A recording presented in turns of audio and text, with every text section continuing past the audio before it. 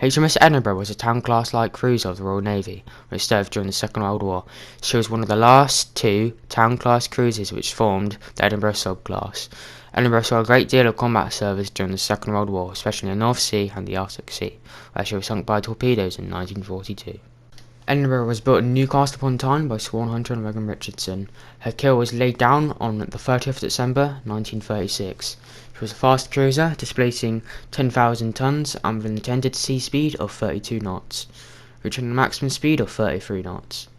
The ship was heavily armed for a light cruiser, with 12 6-inch guns, 12 4-inch anti-aircraft guns, 16 2-pounder pom-pom guns, in addition to 16 Vickers 50 caliber machine guns.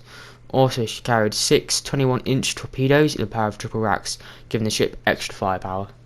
Edinburgh was launched on the 31st of March 1938, and after commissioning in July 1939, was immediately attached to the 18th Cruiser Squadron at Scapa Flow in Scotland, as part of the British Home Fleet.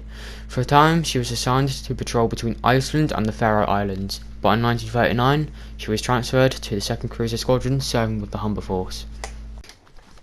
Edinburgh was the flagship of Rear Admiral Stuart Bonham Carter, commanding the escort of the returning convoy KP 1117 ships which left Murmansk on the 20th of April 1942.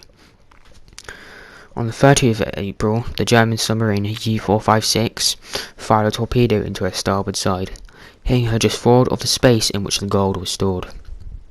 The U-boat on her 5th patrol had been alerted to the convoy by German aerial reconnaissance.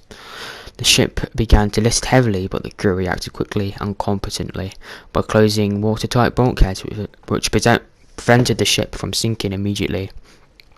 Soon after, U-456 put a second torpedo into Edinburgh's stern, wrecking her steering equipment and crippling her.